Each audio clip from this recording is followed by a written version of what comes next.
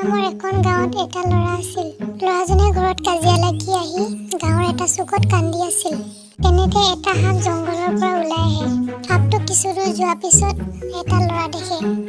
ল'ৰাটোৰ নাম আছিল ৰতন। সাপটো গৈ থাকোঁতে ৰতনৰ ওচৰ পায়গৈ। সাপটো আহি আছিল বুলি ৰতনে গমেই পোৱা নাছিলে। ৰতনে কান্দি থকা দেখি সাপটো ৰখি দিলে। সাপটোৱে নিজৰ ৰূপ ধাৰণ কৰিলে এজনী নাগিনী হৈ। নাগিনীজনীয়ে সুধিলে, কি হ'ল তই কান্দি আছ যে? কোনে তোক কুণ্ডলে ক নক কিয়? মই ক'লে কিবা আপুনি সমস্যা সমাধান কৰিব পাৰিব জানো? মই সমাধান কৰিব নোৱাৰা কিবা কাম আছে নেকি? আৰু কেতিয়াও সম্ভৱ নোহোৱা নহয়। মই মেট্ৰিক ফেইল কৰিলোঁ যে সেইকাৰণে মোক মায়ে বহুত গালি পাৰিছে, মোক বহুত পিটিছে। মই সেইকাৰণে ঘৰৰ পৰা ওলাই আহিছোঁ। হয় নেকি? তুমি একো চিন্তা কৰিব নালাগে। তোমাক দেখি মোৰ ইমান মৰম উপজিছে কিয় জানো? মই তোমাক এটা বস্তু উপহাৰ দিম বুলি ভাবিছোঁ। কি বস্তু দিব আপুনি মোক কওক না। দিছোঁ লোৱা। মই তোমাক এটা নাগমণি দিছোঁ। তুমি কিন্তু কেতিয়াও বেয়া ব্যৱহাৰ নকৰিবা। ঠিক আছে, আপুনি মোৰ কাৰণে প্ৰভুৰ দৰে হয়। সেই বুলি কৈ ৰতনে নিজৰ ইচ্ছাবোৰ পূৰণ কৰিব ধৰিলে নাগমণিটোৰ পৰা।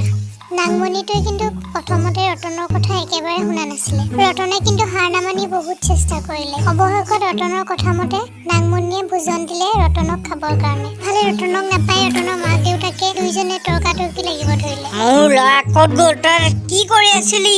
সি এইবাৰ ফেইল কৰিলে, কিন্তু অহাবাৰকে আকৌ দিব পাৰিব নহয়। মেট্ৰিক কি সিয়ে ফেইল কৰে নি? আৰু ফেইল কৰা মানুহ নাই নি? তই যে ইমানকেইটা গালি পাৰিলি, এতিয়া ক'ত গৈছে তই গম পাৱ জানো? সি গৈছে আৰু টেনচনত। আহিব নহয়, সেইটোকে ইমান চিঞৰ বাখৰ কৰিব লাগে। তই এতিয়া কালি সপুনি পাৰি ল'ৰাটোক পঠালি, এতিয়ালৈকে অহা নাই দেখোন। মই আহিব বুলি কৈছো নহয়, আহিব আৰু। দুখত অলপ ওলাই গৈছে, কিনো একেটাকে চিঞৰি। তই যিমান ক'লেও মই নুশুনো। মোৰ ল'ৰাটোলৈ বহুত মনত পৰিছে, কি হ'ব ঠিক নাই। তই কলিজা খালি ল'ৰাটো। মইহে কলিজা খালো ল'ৰাটো। তাই দেখিছে, তাই লাজ পাই গৈছেগে, দেখিছেনে বাৰু? মই ভাল কথা কৈছো কিন্তু বেয়া পাইছে তাই, দেখিছা? মোৰ ল'ৰাটো ক'ত গ'ল বাৰু? ঐ ৰতন তই ক'ত গ'লি? ৰতন ক'ত গ'লি তই? এই ৰতনটো ক'ত যায় বাৰু? আপুনি ৰতনৰ বাপেক নেকি? কি হ'ল ৰতনৰ? ৰতন ক'ত গ'ল বিচাৰি পোৱা নাই জানো।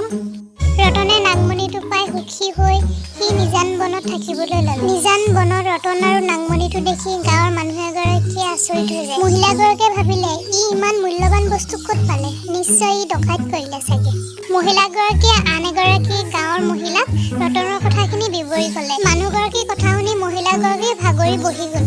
আপোনাৰ কথাবোৰ সঁচা নেকি? যদি সঁচা হয় আমিবোৰ কিন্তু বহুত বিপদত পৰিব লাগিব। আমি গাঁৱৰ মানুহক কথাটো জনাব লাগিব, তেতিয়াহে আমি হাত সাৰিব পাৰিম।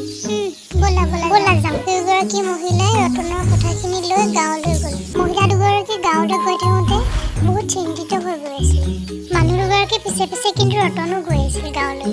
গাঁৱৰ মানুহে কথাখিনি বৰবা কৰি থাকোঁতে তাত গৈ ৰতনো পাইগৈ। গাঁৱৰ মানুহে ৰতনৰ কথাবোৰ পাতি থাকে যদিও ৰতনৰ মাক বাপেকে বুজি নাপায় আৰু গাঁৱৰ মানুহক বহুত বেয়াকৈ গালি পাৰিবলৈ ধৰে। সেই দেখি ৰতনে নাগমণিটো জেপৰ পৰা উলিয়াই আৰু গাঁৱৰ মানুহক দেখাই দিয়ে। গাঁৱৰ মানুহে প্ৰথমে কিন্তু নাগমণি বুলি বিশ্বাস কৰা নাছিলে।